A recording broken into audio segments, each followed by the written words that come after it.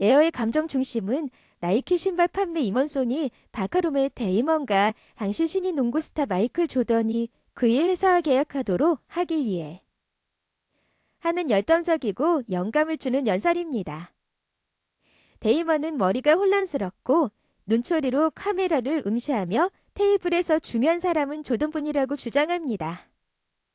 다른 모든 사람들은 잊혀질 것이라고 그는 말합니다. 이것은 조던의 이야기입니다. 그 사업가들은 모두 하찮은 사람들일 뿐입니다. 이 연설은 특히 잘 쓰여져서가 아니라 공개적으로 심지어 비겁하게도 영화의 전체 전제를 산산조각 내기 때문에 주목할 만한 것입니다. 여는 마이클 조던의 이야기를 담고 있다는 것을 알고 있습니다. 하지만 비록 그것이 그렇게 말하지만 그것은 그것의 주인공을 옆에 두고 있습니다. 이다 당신은 기록 영상을 통해서 외에는 조던의 얼굴을 보거나 그가 말하는 것을 듣지 못합니다. 대신에 이야기는 신발 경영자들에게 집중되어 있습니다. 공기는 할리우드가 어떻게 당신을 누군가에게 관심을 갖도록 만들 수 있는지에 대한 확장된 기운입니다. 그럼에도 불구하고 어떻게 우리가 자본주의에서 이긴 같은 부유한 백인들에 대해 계속해서 관심을 가지고 있다고 주장하는지에 대한 것입니다. 에어는 나이키의 농구화 브랜드의 기로에 서 있는 1984년을 배경으로 합니다. 아디다스가 시장을 장악하고 있고 나이키는 가장 잘 알려진 러닝화에 집중하기 위해 사업에서 손을 떼려고 생각하고 있습니다. 하지만 우리의 영웅이자 공상적인 농구 팬인 소니는 NBA 신인 조던이 모든 것을 바꿀 수 있는 잠재력을 가지고 있다고 확신합니다. 소니는 나이키의 CEO 필 라이트람도 베네폴렛과 아디다스에 사로잡힌 조던이 나이키와 개인 브랜드 신발을 홍보할 기회를 갖도록 설득하리. 이에 돈을 마련하기 위해 자신의 경력과 동료들의 경력을 위험에 빠뜨립니다. 이다 에어 조던. 그리고 나머지는 대중문화 역사입니다. 아니면 적어도 그렇게 생각해야 합니다. 에어 조던이 엄청난 인기를 끌었고 마이클 조던의 개인 브랜드와 밀접하게 연관되었다는 것은 의심의 여지가 없습니다. 영화의 마지막 부분에 있는 피할 수 없는 문자 정보는 그가 아직도 회사와의 획기적인 이익 분배 계약에서 수동적인 수입으로 얼마나 많은 돈을 벌고 있는지 알려줍니다.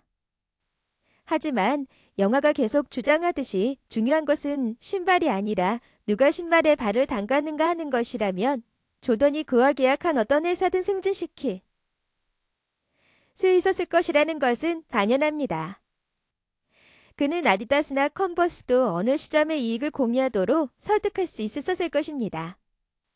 그는 많은 영향력을 가지고 있었고 그의 어머니 델로리스 바이올러 데이버스는 아들이 모든 면에서 그의 재능을 활용할 수 있도록 결심했습니다.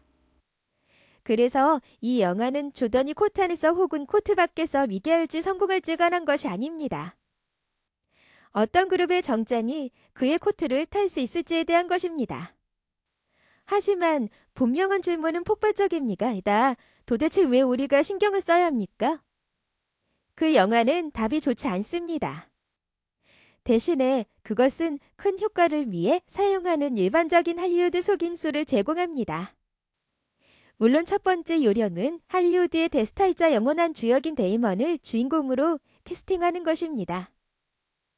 데이먼은 본 아이덴터티와 오션즈 11 시절보다 더 무겁고 나이가 많습니다. 그의 눈부신 잘생긴 외모는 누구나 그러하듯이 부어오르고 늘어졌습니다.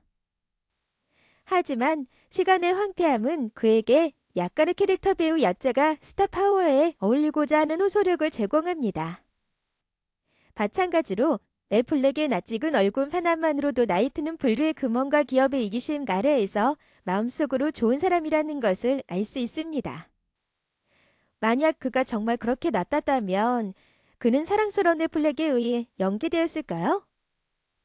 물론 이 영화는 나이키의 길고 추악한 노동이 나이트가 수년간의 항해 끝에 1990년대 후반에 해결해야 했던 노동에 미치는 영향을 가볍게 건너듭니다.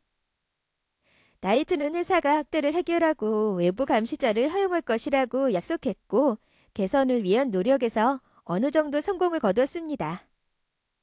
하지만 이 영화는 그 어느 것도 다루지 않습니다. 대신에 나이트가 자선단체에 주는 큰 선물에 초점을 맞추고 있습니다.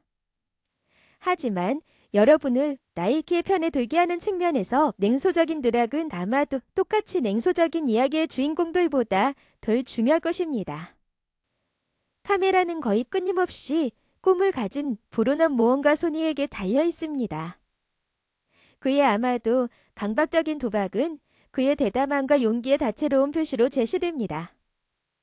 그가 부모님께 직접 말하기 위해 조던의 에이전트를 돌 때 그것은 윤리적 실수가 아니라 승리를 향한 그의 의욕에 존경할 만한 표시가 되어야 한다.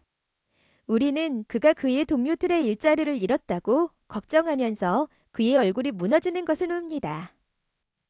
그러나 마지막 텍스트에서 나이키가 결국 컨버스를 샀다고 말할 때 컨버스가 어려움을 겪고 있었기 때문에 그것은 기분 좋은 성공구.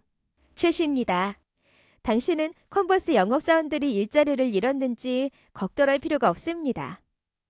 간단히 말해서 당신은 소니를 응원해야 합니다. 왜냐하면 그는 영화의 스타이기 때문입니다. 데이비스는 분명히 그녀의 중력 때문에 왜 그녀가 아이콘인지 보여주지만 궁극적으로 그녀의 캐릭터는 여전히 소니를 더 성공적인 사업가로